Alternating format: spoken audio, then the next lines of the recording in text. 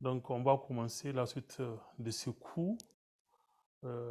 Aujourd'hui, nous sommes euh, toujours donc, sur la suite du calcul des médiatrices des deux surfaces. Peut-être y aller un peu rappeler les choses. On avait vu pour les cas donc de deux courbes planes. On a vu donc dans les cas où on a donc une des courbes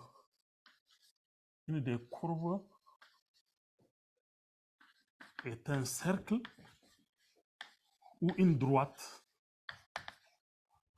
Donc à ce niveau, on a une paramétrisation à travers notre algorithme, une paramétrisation B dt qui est égale à x dt, y dt par rond. Mais on a dit que x dt, ce qu'on avait vu, y dt ne sont pas toujours rationnels. Alors, mais même s'ils ne sont pas rationnels, la représentation est exacte. On est capable, à partir des représentations-là, de pouvoir donc avoir la médiatrice géométrique, qui est la nette. Et en deuxième position, on a essayé la même méthode. À ce niveau-là, on a utilisé la méthode de Cramer et certaines éliminations.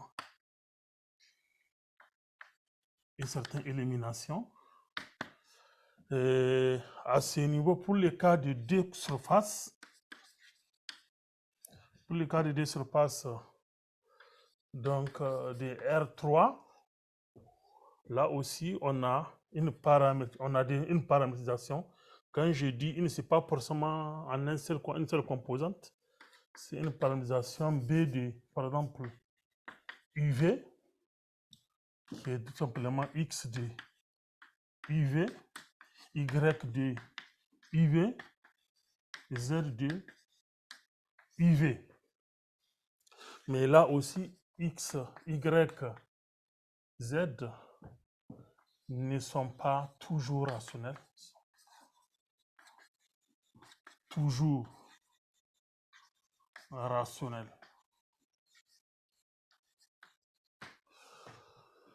Là, ce qu'on a utilisé comme ingrédient, c'est la règle de Cramer généralisée. Et toujours la même, les techniques d'élimination. Et on a eu quand même à représenter la médiatrice brute de cette façon. Alors, ce qu'on doit un peu rapidement tirer de ces deux cas, c'est que si, donc dans ces cas, courbe, de deux courbes là, si, donc là, je prends toujours, j'ai un cercle ou une droite, mais si l'autre courbe R est une PH courbe, c'est que j'ai une paramétrisation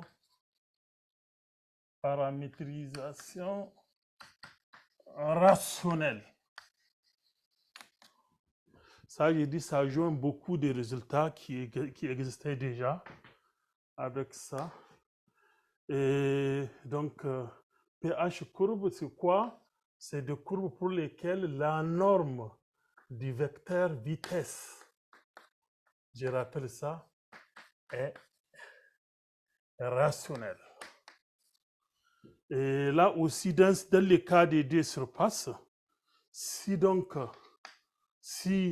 une des surfaces, si j'ai un plan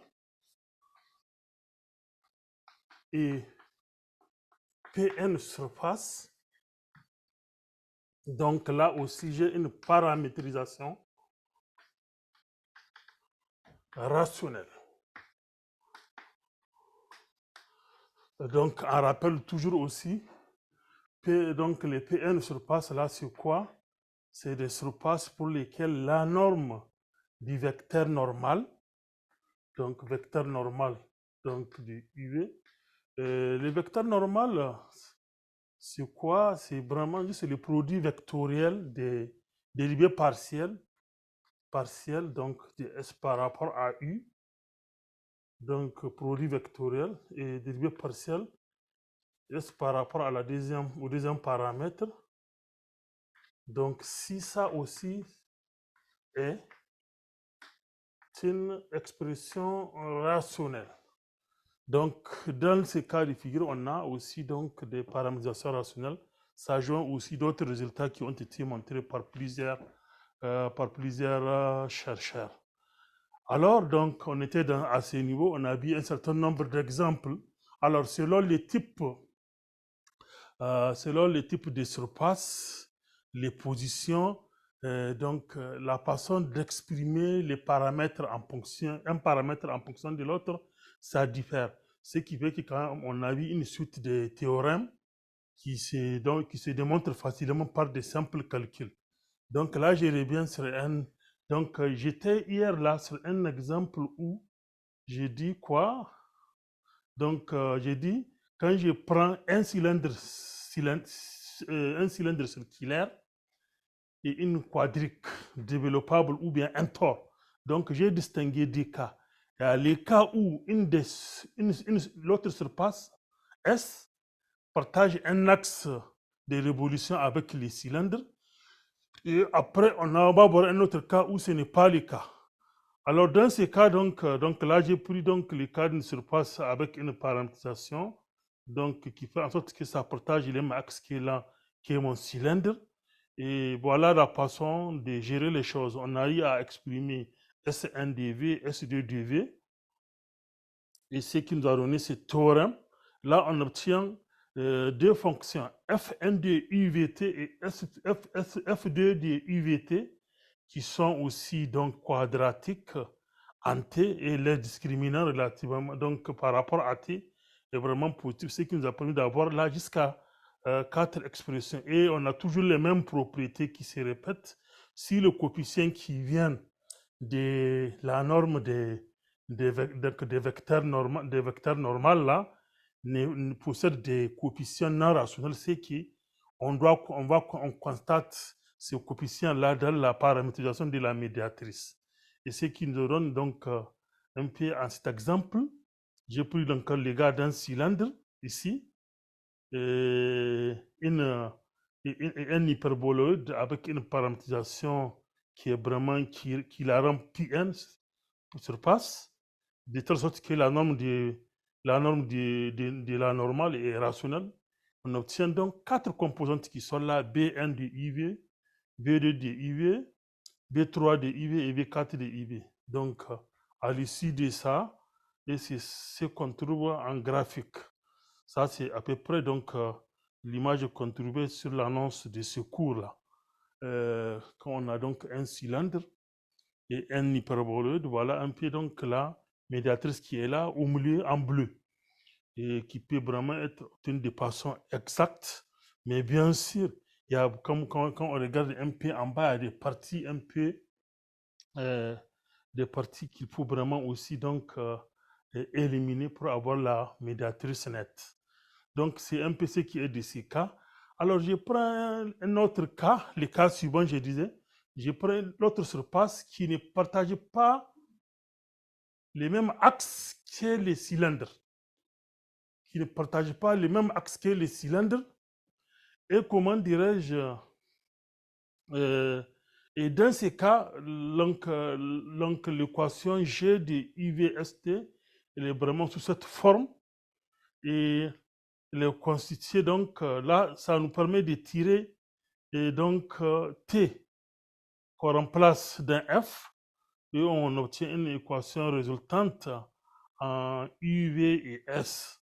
Et ça, c'est ce qui nous amène au théorème suivant. Quand on remplace, on trouve F1 et F2 qui sont vraiment des facteurs. Mais F1 dépend de UV sigma de S et S, ainsi de suite. Alors, les fonctions là, F1, les deux facteurs F1 et F2 sont quadratiques, cette fois-ci en S. Et donc, ça veut dire que chacun va amener des solutions. Mais là, donc, on va trouver une solution, donc, 4 composantes pour la paramétrisation qui, en général, contiennent des racines carrées. J'ai dit tout simplement cette fois-ci des racines carrées. Il n'y a pas, j'ai pas dit des racines carrées qui contiennent des constantes dont on est sûr qu'ils sont positives. Donc, c'est des racines carrées qui sont cette fois-ci un peu compliquées. Alors, l'esprit vraiment, c'est les mêmes. On prend donc, pour la démonstration, on prend juste la fonction là, on essaie de la factoriser.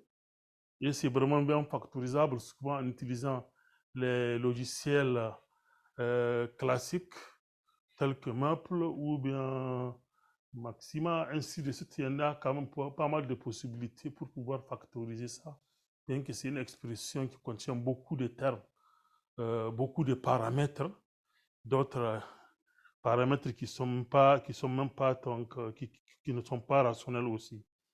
Alors, quand je prends un exemple de ce type, donc j'essaie de voir, donc ça c'est quoi? C'est un cylindre circulaire que je prends avec un ellipsoïde.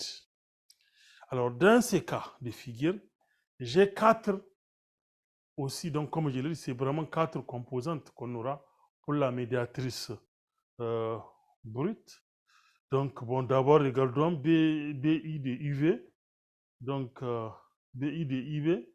Donc, avec des SI, quand vous regardez l'expression, il y a des SI qui interviennent. Mais les SI là sont, ici j'ai S1 qui est là, S2, S3 et S4. Vous voyez, dans chacun des cas, on a les expressions de R partout, il y a R1, R1, R2 qui intervient. Et donc, voilà les expressions qui sont là. Mais quand vous regardez, donc, ce qu'on a ici, il y a d'autres paramètres qui sont AI, BI, alpha, CI, bêta I, qui sont des expressions vraiment très longues en termes de UB et sigma. Mais comment dirais-je, certaines radicales ici ne sont pas forcément positives. Donc, du coup, là, pour pouvoir donc les gérer, c'est quand même un peu compliqué. Mais dans tous les cas, on peut toujours poser des conditions pour voir là où c'est défini et c'est là où ça va nous donner donc la surface médiatrice en question. Et donc là, voilà, on a la médiatrice. Ça, c'est même la médiatrice nette qui a été donnée par une des composantes. Ce n'est pas toutes les composantes. Donc, pour ce cas de figure, donc j'ai un cylindre en bas et un ellipsoïde en haut et j'ai la médiatrice qui les sépare. Alors, donc, comme je l'ai déjà dit, donc de façon générale, on a eu quand même à paramétriser. On a eu à paramétriser, on a eu à avoir la paramétrisation de la médiatrice. Et cette paramétrisation, donc, si ce n'est pas le cas, le dernier cas là qu'on vient de voir, elle est toujours vraiment, contient toujours des racines carrées qui sont toujours positives. Et donc, ça donne une voie vraiment donc, à une approximation s'il y a une nécessité. Mais j'avais dit que, donc, on doit aussi un peu jeter un coup d'œil sur la façon de comment est-ce qu'il faut élaguer pour les cas de médiatrice de surface, comment élaguer, donc avant de passer à cette conclusion, comment élaguer les cas de deux surfaces, la médiatrice, si on a une médiatrice brute qui contient des parties à élaguer. Donc pour les cas de surface, ce n'est pas très évident, mais on essaie de voir donc quelles sont les conditions à imposer. Et donc à ce niveau-là, donc je vais essayer un peu expliquer comment ça va être.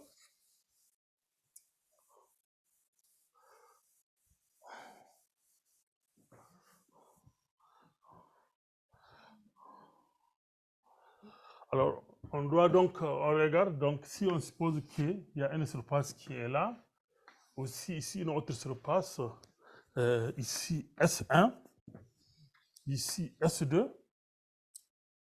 Alors, Si on prend un point ici, donc à partir d'ici, on regarde un peu la normale.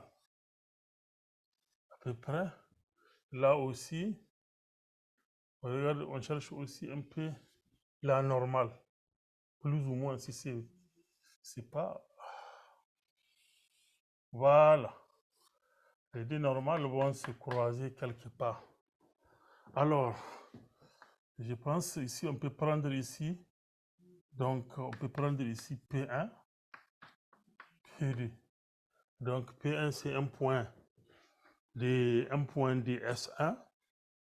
P2, c'est un point. Donc, P1, c'est S1. Donc, le S là prend des S1D. Donc, I0, V0. Ici, P2, c'est S2D,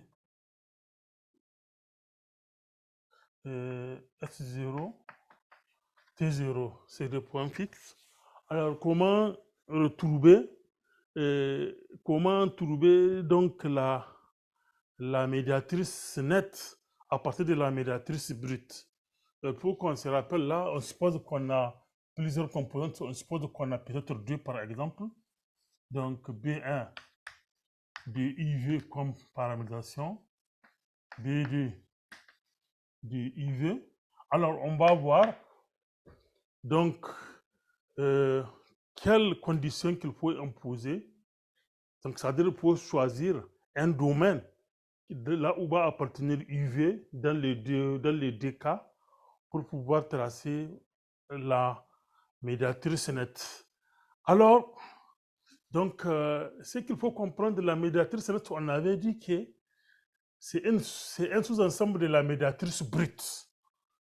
Et plus précisément, elle correspond au centre des cercles des sphères, pardon, au centre des sphères qui sont extrêmement tangentes.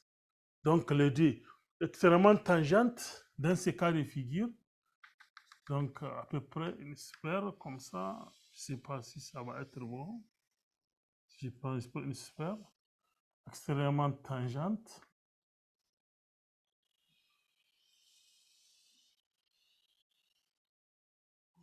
Voilà.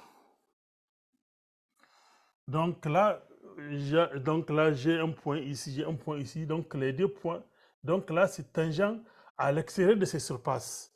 Mais c'est que, tant que j'ai une situation comme ça, je sais que, et comme il y a égalité de distance, c'est que je sais que je suis sur la médiatrice géométrique. Mais par contre, on peut avoir des situations comme ça, euh, comme ça. Alors, on peut regarder donc, on peut avoir une, peut-être un peu mal fait, comme ça. On peut avoir une sphère, comme ça, dans ce cas de figure. Une sphère, comme ça.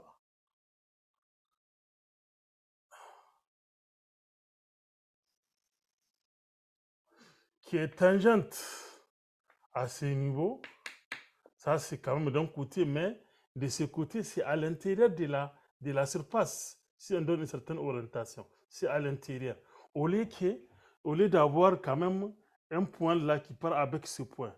Donc, dès qu'on a une situation comme ça, il faut s'attendre à une histoire plus ou moins comme ça. Donc là, dans ces cas de figure, on va voir des parties qui sont à éliminer. Donc, il faut forcément avoir donc, une situation comme ça, que le point soit extérieur, l'intersection soit vraiment à l'extérieur des deux surfaces. Et c'est ce qu'on va, ce que je vais essayer de montrer, peut-être avec un exemple. Alors, pour le faire, comment ça va se faire? Donc, quand on regarde ici, ça va faire, et dans tous les cas, c'est un triangle isocèle. Donc, ça, c'est un point de la médiatrice. Donc, ça peut être un DB, un DBI. Alors, il faut tout simplement comprendre que l'angle P1B, l'angle P1B et l'angle P1PD, donc doit être vraiment un angle inférieur à pi demi. Et aussi, pareil, l'angle PDB, l'angle donc PDB et l'angle P2,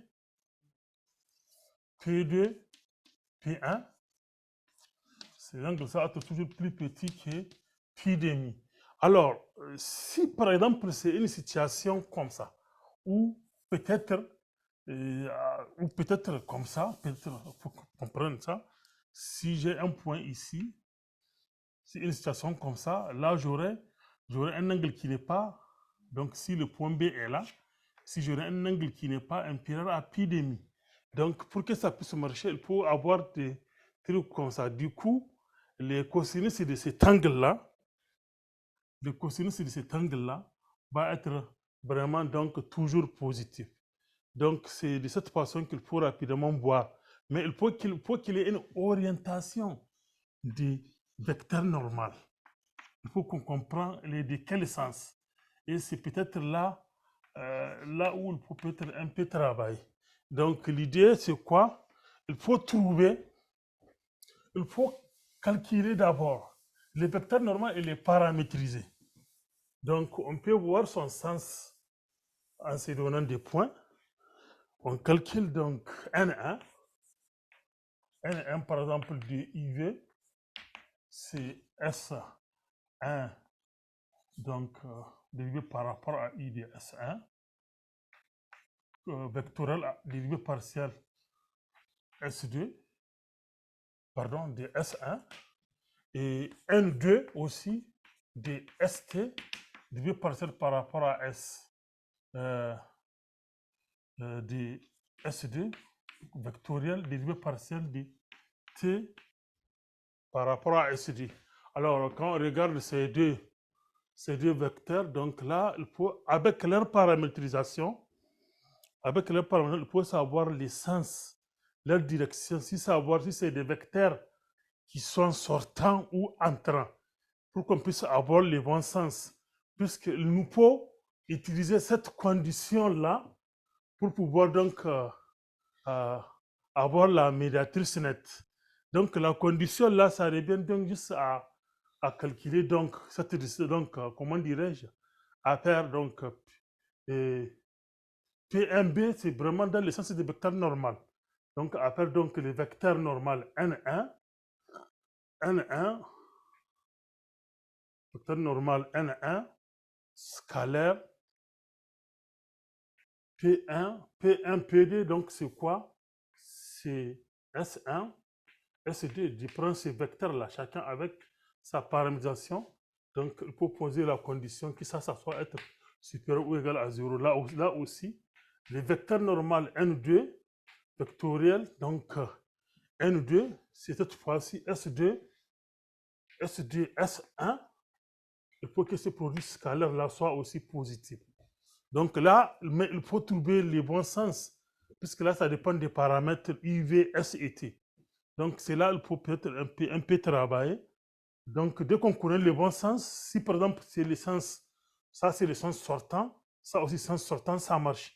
Ça c'est sens sortant, donc il faut mettre un moins pour les compenser. Donc là, on va avoir un exemple sur les images là, sur les images là-bas.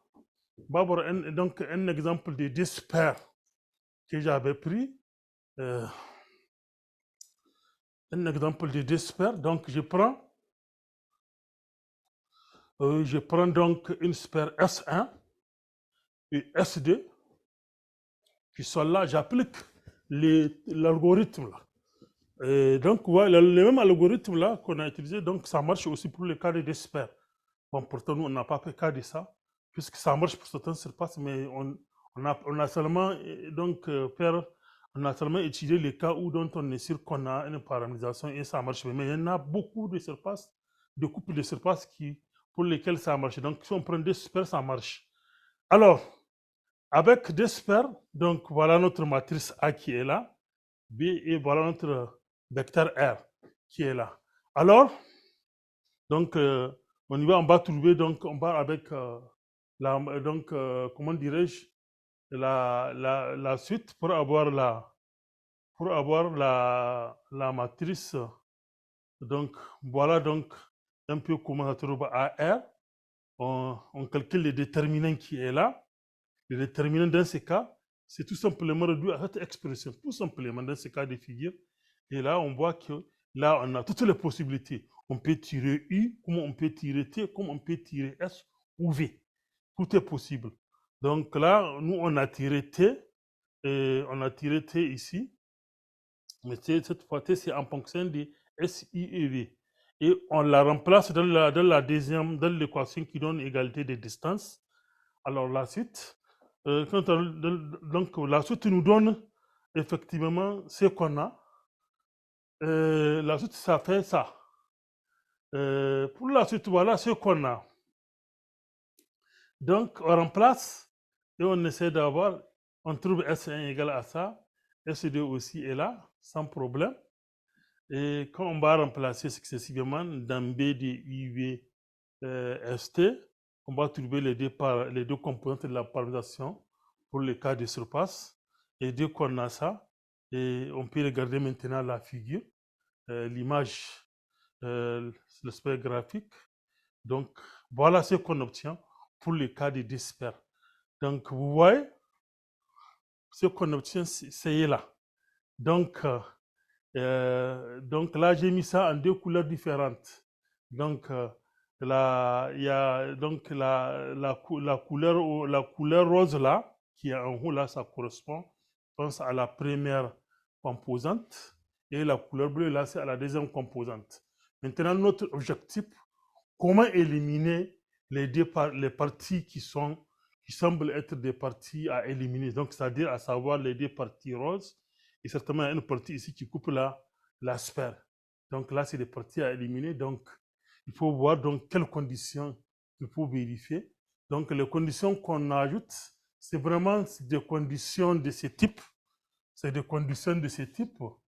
Bien sûr, il faut qu'on se rassure, j'ai dit, du sens des vecteurs normaux. Là, il faut tout simplement de prendre, comme j'ai donc ici dans le cas de deux éléments qui sont comment dirais-je, qui sont disjoints. Donc, qu'est-ce que je fais? Je prends, donc voilà, si j'ai sur la normale, je prends des points par hasard, un point par exemple, qui est là pour voir sa position. Si c'est un point qui n'est pas ici, et je regarde l'essence avec juste la paramétrisation de la droite que je prends en un point ici. La même chose ici. Une fois j'ai vraiment l'essence, j'applique ça comme condition. Alors, quand j'applique ça comme condition à ces cas de figure, c'est qu'on y va, donc tout sera vraiment parti. On va trouver une seule condition. Alors, ici, là, tout sera parti. On n'aura que, allez-y, on n'aura que, voilà un peu les conditions que je disais. Donc, les points qui prennent un triangle isocèle, donc je pose avec ces conditions qui sont là. Donc, il faut que ça soit pour les deux, là, soit positif. Donc, je pose ça au rho de UVST, rho de UST qui est égal à ça. Et bon, c'est la même chose avec un signe moins pour les autres. Mais je dois remplacer pour les différentes valeurs. Quand je remplace, donc je remplace ça, c'est ce qui est en bas, le produit scalaire là. C'est qui les deux conditions sont là en bas. Donc, avec ça, on doit être capable de trouver la bonne partie et avec la condition qui la donne. Donc, dès qu'on applique ça, on va voir ce qu'on aura comme résultat. Comme résultat, voilà ce qu'on obtient. Ce qu'on obtient, c'est seulement la partie B, la deuxième partie, qui est gardée avec cette condition. Puisque quand on pose la condition laquelle je viens de dire, on va trouver des expressions, tout est positif. Mais là, quelque part, on va trouver 7 I carré moins 5 plus, moins 5 plus 7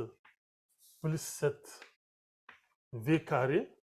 Donc, j'ai pas mal d'expressions qui sont là, mais qui sont tous positifs, il n'y a pas de souci. Tout est positif. Il y a seulement ici qu'il faut avoir ça comme condition. Donc, la condition, elle se résume à 7 I carré plus 7v carré moins 5 supérieur à 0. Donc là, quand on regarde, c'est à peu près une équation, une équation donc d'une ellipse. Donc, le speed donc tout simplement, comment dirais-je, une ellipse, pardon, c'est une équation d'un cercle, pas une ellipse en fait, c'est même un cercle.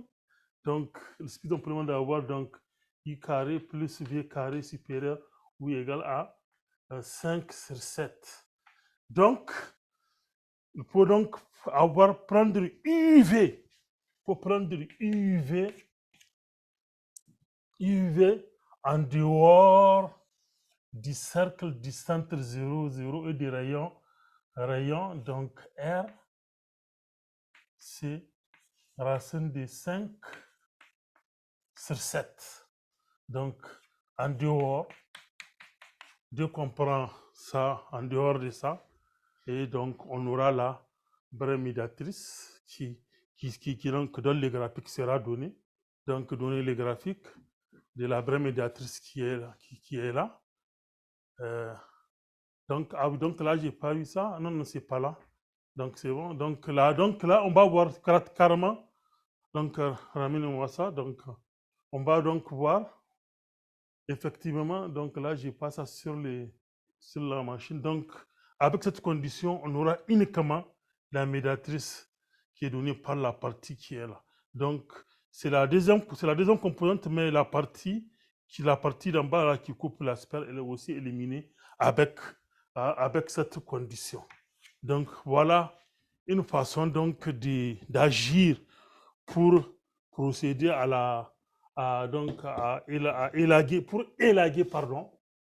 pour élaguer les parties superflues ici de la surface médiatrice pour ces cas de D surface. Et donc, cette méthode, quand même, elle est vraiment à utiliser pour trouver la vraie médiatrice. Mais certainement, il y aura d'autres méthodes à agir, donc à trouver, bien sûr.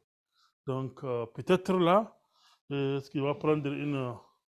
Peut-être donc là, on va conclure. On va conclure sur les médiatrices.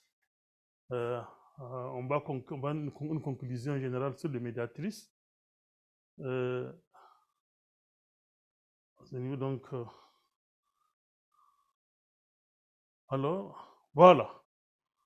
Donc, alors, là, ce qu'on va rapidement dire, les algorithmes que nous avons élaborés permettent de calculer la paramétrisation algébrique exacte de la médiatrice dans le cas donc d'un cercle ou une droite avec toute autre courbe rationnelle régulière du plan. Donc, bon, peu importe la courbe telle qu'elle est, peu importe son degré. Bon, nous donne donc du point de vue expérimental, on s'intéressait beaucoup plus à des courbes de petits degrés. Et ça permet aussi d'avoir aussi donc la paramétrisation de la médiatrice aussi dans le cas d'un plan et une quadrique ou un tore, un cylindre circulaire et une quadrique développable ou non développable, ou bien un tore, ou bien le cas même de deux quadriques développables. Tout cela, on vient de voir le cas de deux super aussi. Ça, c'est genre le cas de deux super. En réalité, c'est un cas assez évident. En fait, c'est un cas qui a été pratiquement étudié comme étant à partir du cas de point-point, puisqu'une sphère peut être vue comme, comme une certaine dilatation des points, ou bien donc des points qu'on essaie de dilater. Et donc, à partir du cas d'un point et une sphère, on essaie donc de généraliser comment calculer. Donc, ça, c'est des considérations géométriques. Nous, avec les paramétrisations, on arrive quand même à avoir la paramétrisation. Alors, donc là aussi, ce qu'il faut dire, la paramétrisation que nous avons calculée consiste dans la plupart, donc dans les cas rationnels, avec beaucoup de résultats classiques qui existaient dans la littérature, notamment avec quand on a des pH courbes ou bien des PN surface, s'ils sont impliqués. Donc, mais je vous rappelle que la condition de pH ou bien PN surface là n'est pas suffisante pour garantir la paramétrisation rationnelle. Mais c'est quand même un élément pour vraiment promoteur pour avoir des paramétrisations rationnelles, mais ce n'est pas suffisant pour le moment. Alors, donc, on peut dire ceci, même si la paramétrisation que nous obtenons n'est pas rationnelle en général, elle pourrait non seulement servir pour calculer une paramétrisation rationnelle approximative, mais aussi elle est vraiment bien adaptée pour procéder à l'élagage, donc c'est-à-dire pour élaguer les parties superflues. Ça, c'est quand même un avantage. Et si quand même, si c'était une représentation implicite qu'on avait vu un exemple où on peut avoir des médiatrices de degrés jusqu'à 50 avec des coefficients extrêmement longs, très grands. Donc, du coup, c'est pas très évident de procéder à l'étape de lagage. Donc, on peut donc aussi dire que il est allé donc de noter que d'autres méthodes et techniques doivent être explorées dans le futur, bien sûr, pour pouvoir donc prendre en charge les cas de courbes et surfaces de degrés plus grands et pour pouvoir aussi répondre à certains problèmes qui existent du point de vue application. Donc, il y a aussi autre chose que je n'ai pas encore dit. À partir de la paramétrisation que nous avons là, il y a aussi une possibilité. Donc, s'il y a une nécessité d'une représentation algébrique, donc une équation implicite des paramètres, donc de la médiatrice, mais notre méthode, elle est là. Donc, si on a une paramétrisation, par exemple, d'une courbe B de t qui est égale à donc x de t sur y x1 de t, y de t, bon, x, et donc là, je dis w, y dt sur w dt.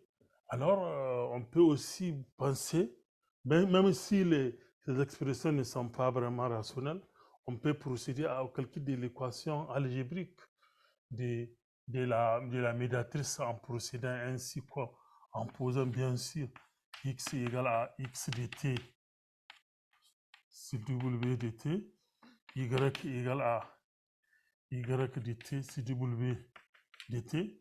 Et donc là, il faut savoir comment s'y prendre selon le type d'expression qu'on a, même s'il y a des racines carrées, mais ça marche, on peut vraiment bien les gérer. Mais souvent, ce n'est pas une seule composante. Peut-être c'est BI, ici j'ai XI, I, I. Donc là, je peux avoir ça là quand je manipule, donc c'est-à-dire on manipule ça pour éliminer X, pour éliminer, pardon, les T. On peut avoir des expressions, donc f de xy qui est égal à 0. C'est donc fi. Mais donc ça, si j'ai plusieurs composantes, donc la représentation paramétrique de la médiatrice brute, bien sûr, donc peut être obtenue en fonction, en faisant le produit f1 de x, xy, jusqu'à autant de composantes qu'on a. Donc ça, c'est aussi une autre façon d'avoir la paramétrie. Donc l'équation implicite de la médiatrice à partir de notre méthode.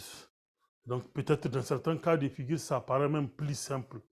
Donc je pense pour la médiatrice, c'est un peu donc ce qu'on peut dire.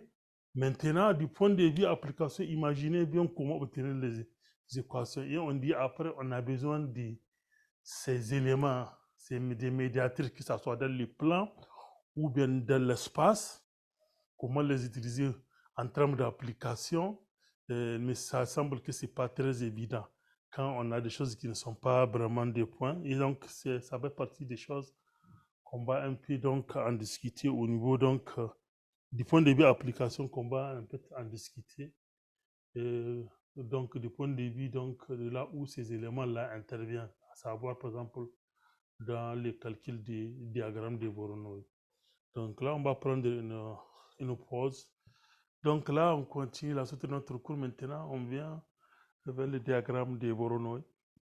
Donc, le diagramme de Voronoi, je l'ai déjà annoncé dès le début de ce cours.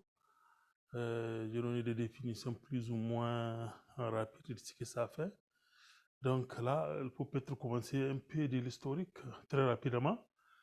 Alors, le diagramme de Voronoi, quand même, date un peu longtemps. Ça a commencé donc, pour certains, on dit donc tessellation de Dirichlet. Et ça a commencé vraiment avec des cartes dans certaines illustrations astronomiques. Donc ça, c'est dans les années, donc en 1600, dans les 1640. Donc c'est quand même un papier qui est apparu dans Principia de Philosophia, qui est là. Ensuite, ça a évolué avec, bien sûr, Dirichlet, 1850, en dimension 2 ou 3. Donc là, c'est juste pour les études des formes quadratiques, de certaines formes quadratiques. Alors, les diagrammes de Voronoi, ça a pris le nom du mathématicien russe, Voronoi. Lui, quand même, celui qui a donné, qui l'a un peu formalisé, qui a étudié de façon générale en dimension n. Ça, c'était en 1908. Donc, ce qu'on peut dire rapidement, ça date quand même du lointain, cette histoire de diagramme de Voronoi. Et ça évolue en termes d'application en fonction des besoins, en fonction des problèmes qui se posaient. Et donc, on arrive à développer pas mal de choses à travers. Alors, donc, le diagramme de Voronoi est l'une des structures des données fondamentales, des flux fondamentales, j'ai dit, de la géométrie algorithmique. Avec, ça possède quand même des nombreuses et des applications très variées dans la théorie qui est dans la pratique.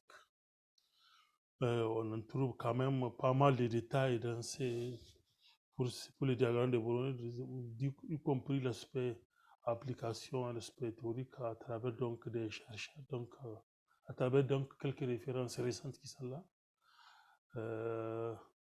Ensuite, du point de vue application, comment on peut regarder un des problèmes célèbres, donc la recherche du plus proche, voisin, donc les problèmes de planification des mouvements, problèmes de classification, donc c'est des problèmes aussi théoriques. Alors, donc, quand je dis la recherche du plus proche, donc c'est beaucoup plus senti quand on prend l'exemple de Google Maps. Vous êtes à un endroit donné, vous cherchez une voie. Vous cherchez comment arriver à un endroit. Donc, mais Google Maps utilise pratiquement des algorithmes qui sont basés sur les diagrammes de Voronoi pour chercher les plus courts chemins et une façon de retrouver très rapidement la voie pour y accéder. Ensuite, je reviens un peu sur la définition de façon un peu formelle. Alors, donc, on se donne un ensemble d'objets, bon, je dis discret pour le moment, sinon aussi ça peut se faire, même si les objets ne sont pas discrets, en les découpant bien sûr. Alors, on se donne un ensemble d'objets dans un espace métrique E. Le diagramme de Voronoi donne la partition de l'espace là en des régions. Et chaque région contient l'ensemble des points qui sont plus proches de cet objet par rapport aux autres objets. C'est un peu ça l'esprit du diagramme de Voronoi. On répartit donc l'espace en des régions et chaque région donc associée à une région, à un objet. Donc la région là contient vraiment des points qui sont plus proches de cet objet. Et c'est ce qu'on peut peut-être voir avec un peu donc l'image là qu'on a. Ça c'est juste le diagramme de Voronoi pour les cas de points. Alors, quand vous regardez dans ça là, ce que ça fait, on a quoi? On a des points pour le moment. Et ces points-là peuvent être tout ce qu'on peut envisager comme objet géométrique, bien sûr.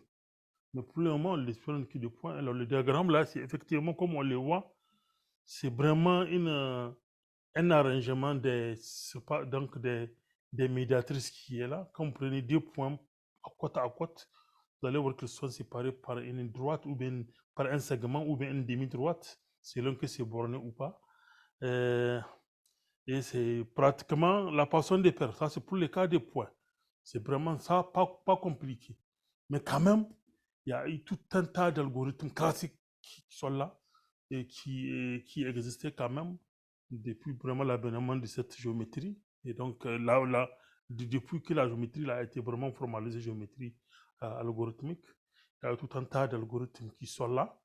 Et à chaque fois, quand on dit diagramme de Bourne, on doit dire relativement à telle distance, puisqu'il y en a qu'à plusieurs distances. Et donc, par exemple, comme vous voyez, c'est que les distances souvent sont choisies et les objets aussi sont choisis en fonction du type d'application qu'on envisage. C'est un peu ça l'esprit. Et donc, on constate que, par exemple, ce qui est beaucoup plus courant en termes d'utilisation, en termes d'application, c'est beaucoup plus la surface, par la surface et la distance euclidienne. Parce qu'elle a des avantages. L'avantage, c'est que les régions qui sont issues de ces distances-là, de cette distance-là, sont convexes. Alors que qui parle de convexe en géométrie algorithmique parle aussi d'un élément assez important, c'est-à-dire convexe. Quand on dit convexe, donc si on est dans une cellule comme ça, ou peut-être un pavé comme ça, c'est que tout point que vous prenez, on peut toujours les lier par un segment qui se trouve dedans. Par exemple, quand on a des domaines comme ça, vous voyez ici, si j'ai un point ici, j'ai un point ici, mais on ne peut pas les lier par un segment. Ça va sortir vraiment, ça va sortir du domaine. C'est que donc l'avantage des distances euclidiennes, c'est surtout ça. Les distances euclidiennes, ça conduit vraiment à des distances, comment dire, des cellules qui sont convexes. Et ça a un impact assez positif en termes d'application de tout type.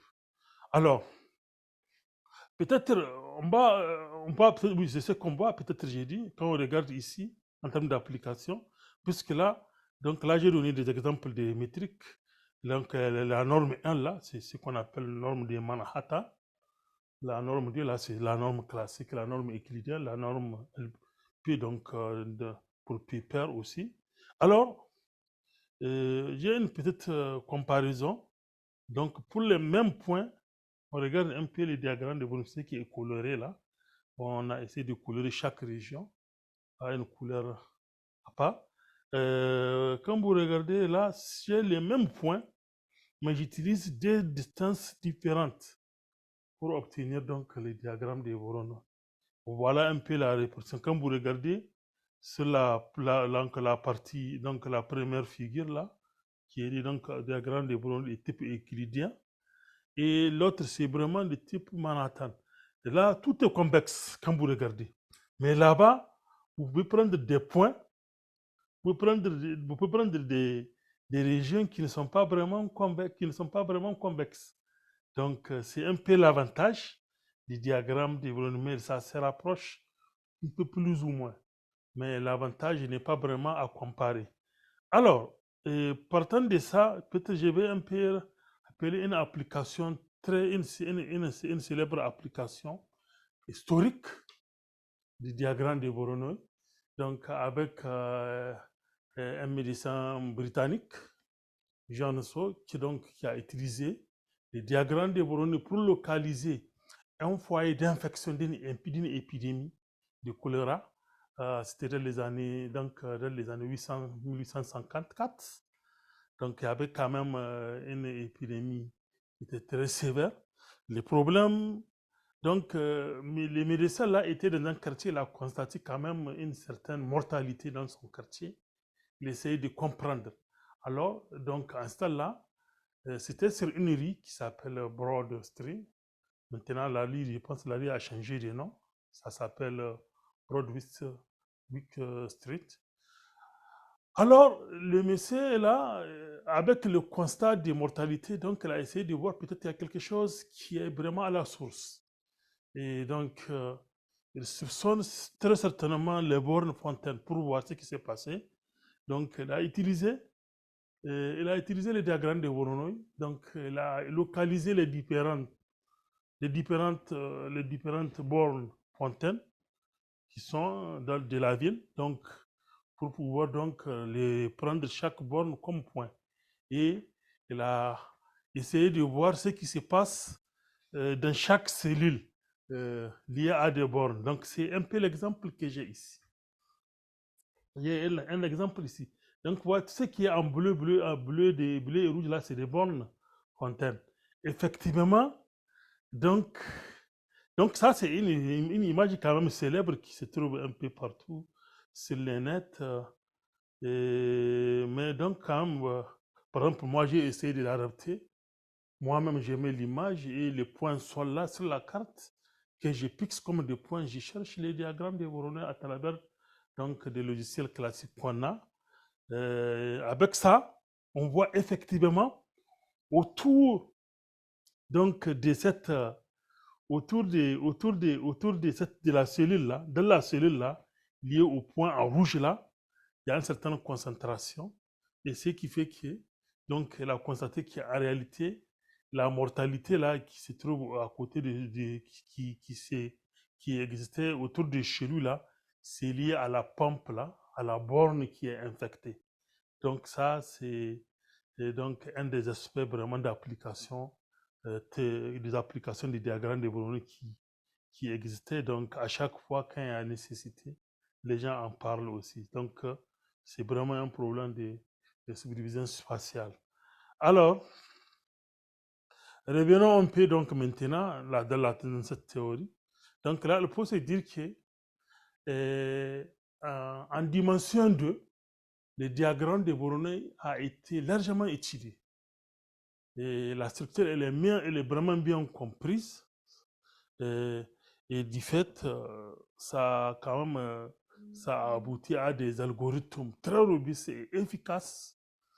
Et on peut quand même citer quelques-unes avec Emery et ses collaborateurs, Pan ou ses collaborateurs, ainsi de suite. Il y en a quand même assez. Ça, c'est juste quelques références qui sont récentes, qu'on existe avec chacun avec leur technique à part. Et donc, n'oubliez pas, en géométrie algorithmique, ce qui intéresse les gens, c'est beaucoup plus voir. Quand on dit, on veut calculer, oui, il faut calculer, mais il faut bien faire les calculs. Bien faire les calculs, c'est-à-dire qu'il faut que les choses soient précises et assez rapides. C'est un des facteurs qui existent. Donc, il y a plus dans l'algorithme, mais à chaque fois, on regarde qu'est-ce que ça consomme en temps et en espace au niveau des machines dans les calculs. Donc, alors, on regarde donc, comment dirais-je, donc dans, pardon,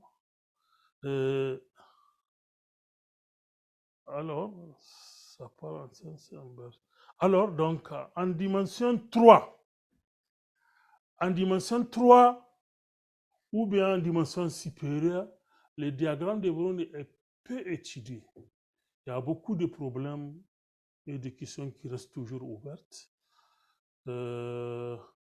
Alors donc, c'est-à-dire il y a pas mal de choses à faire. Du fait que les choses sont compliquées, elles ne sont pas très évidentes par rapport au plan. On a déjà vu tout à l'heure là avec le calcul des médiatrices, ouais, pour obtenir une médiatrice de l'espace, 10 pour 10 surfaces. Ouais, ce n'est pas une tâche très évidente, mais c'est évidente. Donc imaginez aussi qu'après avoir fait ces calculs-là, il faut faire des opérations avec ça de façon exacte, c'est compliqué. Alors, donc, on peut quand même toutefois voir, il y a quand même quelques travaux récents, donc, pour des chercheurs qui considèrent des objets de type linéaire, de type quadrique, ou bien des semi-algébriques qu'on peut retrouver. Donc, certains utilisent des algorithmes exacts. Comme je vous ai dit de façon générale, les représentations des médiatrices ne sont pas exactes du fait qu'ils ne sont pas sonnelles. Alors, les gens toujours se contentent de passer par des approximations mais il faut donc aussi savoir vraiment trouver les très bonnes approximations qu'il faut. Et il y a d'autres quand même qui sont, par exemple, quand vous regardez un des papiers donc diagramme de Voronoi, il y a arrangement là, un des papiers quand même part qui est à la base de beaucoup de papiers dans cette théorie. Et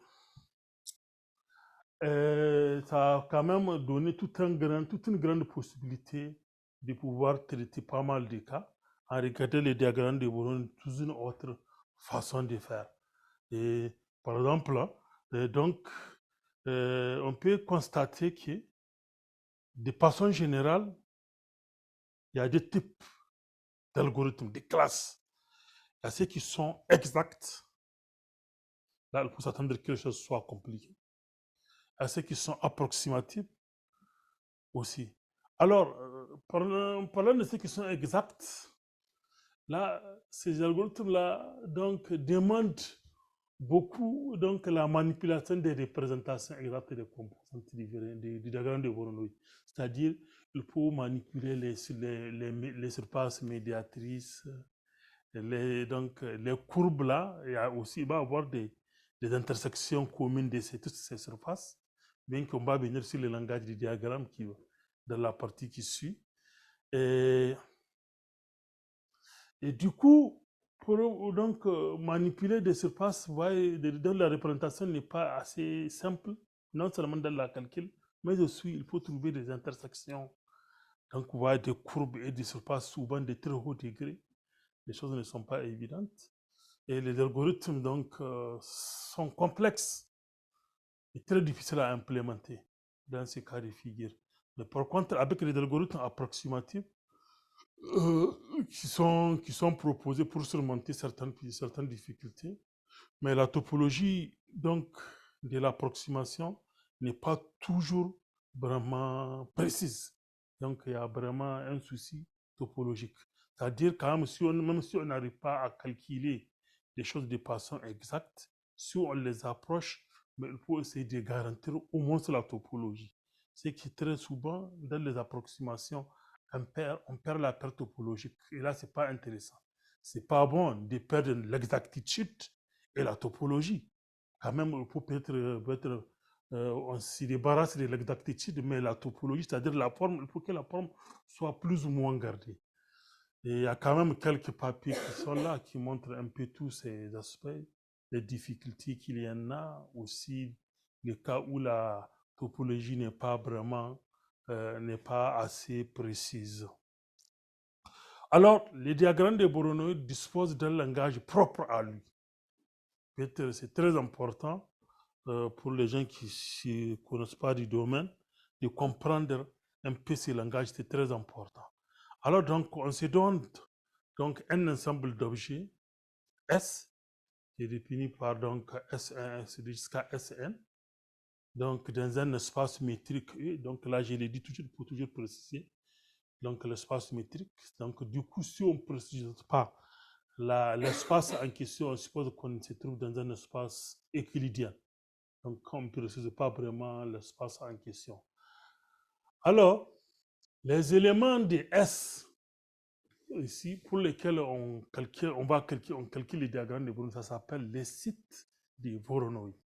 Donc, les éléments pour lesquels on calcule les diagrammes de Voronoi, ça s'appelle les sites ou les germes. Vous voyez, c'est des langages qui sortent plus ou moins des sciences d'application, des germes, des sites, vous voyez. C'est des langages qui sont vraiment courants, qui sont ici des applications de ces éléments. Et les régions constituées de tous les points les plus proches d'un site SI sont appelées, ou bien la région là est appelée la cellule de Voronoi associée à SI. Il s'appelle cellule de Voronoi associée à SI. Et on la note comme ça. Voilà comment elle est définie. C'est tout simplement l'ensemble de points UE. Donc, avec le défini, c'est-à-dire qui est plus proche du SI que de tout autre SI. SSJ, ainsi de suite. Alors, donc avec ça, vous voyez, avec inférieur ou égal là, au niveau de la distance là, Donc, en cas d'égalité, donc là, on se retrouve avec la définition de la médiatrice. C'est un peu ce qui se passe. Alors, l'ensemble de toutes les cellules de Voronoi constitue ce qu'on appelle les diagrammes de Voronoi de S pour la distance T. Et c'est tout simplement la réunion de toutes les cellules qui est le diagramme de Voronoi. C'est-à-dire, quand on a pris le cas de points qui sont éparpillés,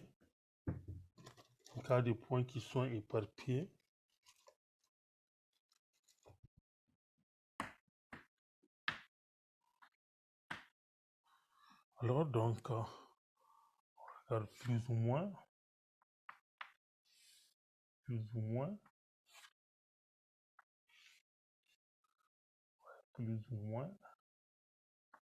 à des choses comme ça. Là aussi, plus ou moins. Voilà un peu donc façon de représenter. Donc là, si je prends ici S1, bon, pas S1, je prends ici S1, S2, S3, S4, S5. Donc là, pour l'intérieur, là, j'ai ce qu'on appelle donc la cellule de Voronoi associée au site 5, par exemple. Alors, maintenant, j'ai des choses aussi à définir. Donc, je vais me servir de cette image. Donc, ça, c'est juste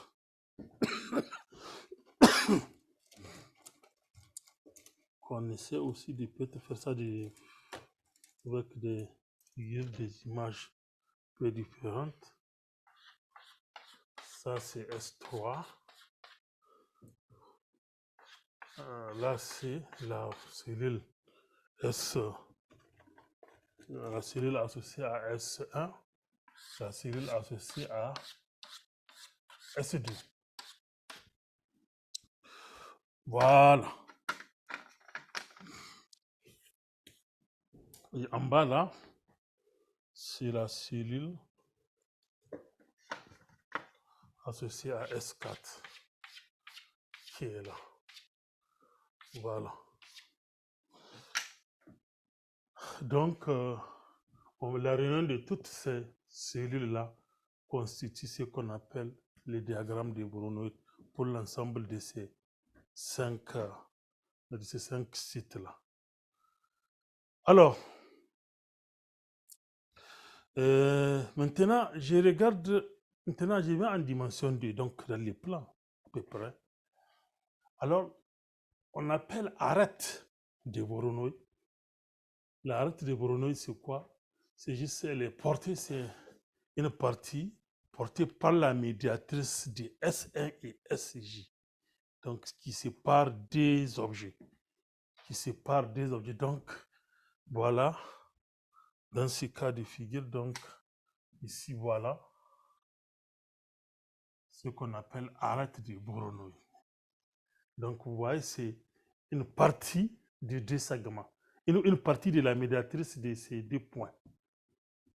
Donc, c'est ce qu'on appelle arête de Voronoi ou bien l'intersection des deux cellules, de cette cellule. Donc, c'est ça. Et on appelle le sommet de Voronoi, c'est le point de concours. Bien sûr, s'il existe, on va voir de façon générale, si on prend à un certain niveau, ça peut ne pas exister. Si mes trois points-là si mes trois sections sont alignées, on ne peut plus parler. Donc, c'est le point de concours des trois médiatrices, ou bien c'est le point qui sépare trois cellules de Voronoi. Donc, je prends par exemple ici, je ne sais pas, je prends par exemple ici, ce point-là. Donc, ça s'appelle sommet de Voronoi. Donc, vous voyez, ce point-là, donc c'est l'intersection de cette médiatrice et cette médiatrice. Donc, et c'est un point qui a égale distance de ce point à ce point et à ce point. Ce qu'on appelle sommet de Voronoi. Et c'est un point qui sépare les trois cellules. Donc voilà une cellule qui est là, une qui est là, une qui est là. Donc ça c'est pour les cas, dans les cas du plan. C'est comme ça on appelle donc sommet de Voronoi. Alors, je parle en dimension 3. En dimension 3, on appelle face de Voronoi. C'est quoi? C'est tout simplement la médiatrice des deux sites. Donc en dimension 3, même pour le cas de 2 points, en dimension 3, la médiatrice, c'est tout un plan. C'est vraiment un plan. Donc en dimension 3, la médiatrice, là, c'est tout simplement ça, là. C'est vraiment une surface ou bien un morceau d'une surface. C'est dans la situation. Et arrête de Voronoi, il est porté quoi? Par l'intersection commune, si elle existe, des trois médiatrices. Donc, c'est une intersection, en réalité, c'est une courbe concurrente des trois médiatrices. Donc, on doit avoir trois médiatrices, trois surfaces qui s'intersectent le long d'une courbe. C'est ce qu'on appelle arête d'une médiatrice. Donc, c'est un peu différent. Là, dans les plans, c'est tout simplement la médiatrice. Donc, on suppose dans l'espace, c'est une situation comme ça qu'on regarde en dimension 2. Donc, l'arête là, l'arête, comment dirais-je, des Voronoi là, c'est une courbe comme ça. Donc, c'est ce qu'on appelle trisectrice. Donc, le langage aussi utilisé, c'est la trisectrice pour dire que c'est de façon générale une courbe qui est à égale distance des trois objets. Par contre, les sommets de Voronoi, toujours en dimension 3, c'est ce qu'on appelle quadrisecteur. Quadrisecteur. Lui, c'est un point à égale distance de 4 sites.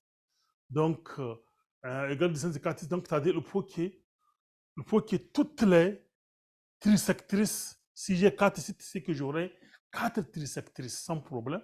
Si je prends donc la combinaison va, ça fait 4 trisectrices, donc c'est le point de concours de ces 4 trisectrices et ça correspond exactement au centre de la sphère qui contient les 4 ou bien qui est tangente de ces deux, donc de ces 4 objets. Donc, ce qu'on appelle quadrisecteur. Donc, voilà un peu le langage qu'on peut retenir pour les diagrammes de Voronoi. Et ensuite, là, donc, il faut essayer de généraliser ces définitions. Il faut essayer de les généraliser pour une dimension donnée, une dimension D quelconque. Donc, en dimension supérieure ou égale à 3, donc on a déjà dit, donc on doit peut-être regarder ça. Une face de Voronoi est déterminée par l'intersection des K cellules de Voronoi. Et là, quand vous regardez, donc quand on regarde si D égale à 3, ça concorde concrètement à ce que nous venons de dire dans le cas où on est en dimension 3. Et donc, ça veut dire que l'intersection des K, si D égale à 3, donc K est compris entre 2 et 3 moins 1, donc K égale à 2. Donc, c'est l'intersection des deux cellules. L'intersection des deux cellules, c'est-à-dire c'est la médiatrice.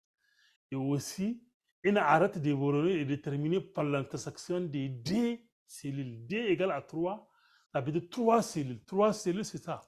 3 cellules, donc c'est à peu près ça. Donc, c'est l'esprit des trisectrices, ce qui a été dit dans l'espace donc de dimension 3. Et un sommet, il est déterminé par l'intersection des D plus 1 cellules de Voronoi. Donc, si D égale à 3, j'aurai 4, donc c'est l'intersection commune des 4 cellules. Et donc, voilà un peu l'esprit donc du langage du Voronoi. Ça c'est vraiment le langage il y en a quand même une autre façon toujours qui existe un peu dans la littérature selon la situation et selon les applications, comment les choses aussi sont appelées. Donc, c'est ce qu'on peut un peu retenir sur le langage du diagramme donc, du Voronoi. Alors, jetons un coup d'œil sur ce qui existe un peu dans la littérature aussi. Alors, dans la littérature, quand même, on peut regarder les théorèmes classiques qui existent. C'est surtout des théorèmes qui existent pour les traitements de tout ce qui est plan. Alors, donc, bon, bien avant ça, quand même, il y a une façon, je ne sais pas, naïve de construire le diagramme de Voronoi. Elle est naïve et elle est de complexité un peu et aussi donc pas du tout optimale. Pas du tout optimale. Comme on a vu que pour obtenir le diagramme de Voronoi, en réalité, c'est vraiment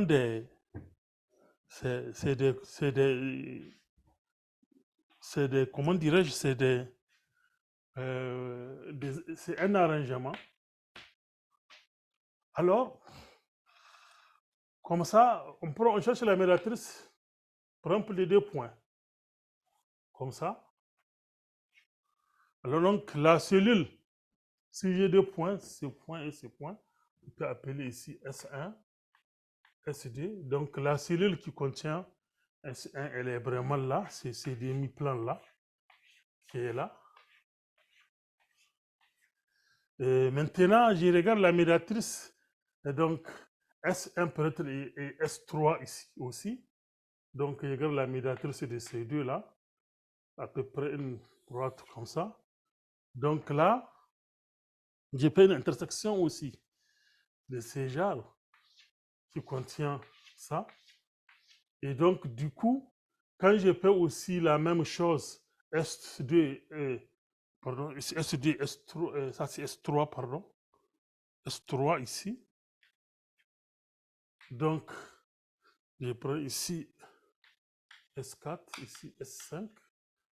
Donc là, je regarde la médiatrice entre, par exemple, S2 et ça. Je calcule ça, je cherche ça, un truc comme ça. Alors, de façon de voir, donc c'est ça. Quand on regarde de façon générale, c'est des intersections des demi-plans. Des demi-plans qui s'est fait. C'est vraiment la méthode neuve qui existait.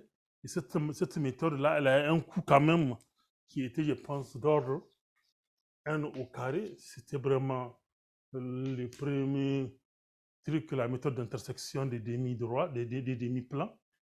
Alors ensuite, il y a cette méthode, la méthode de Green et Simpson. Alors ça a daté de 1978. Qui elle aussi, c'est juste une méthode d'incrémentation.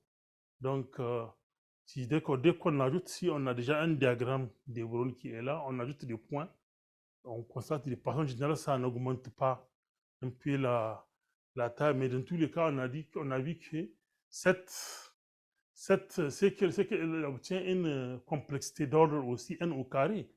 Donc ça, c'était pas optimal.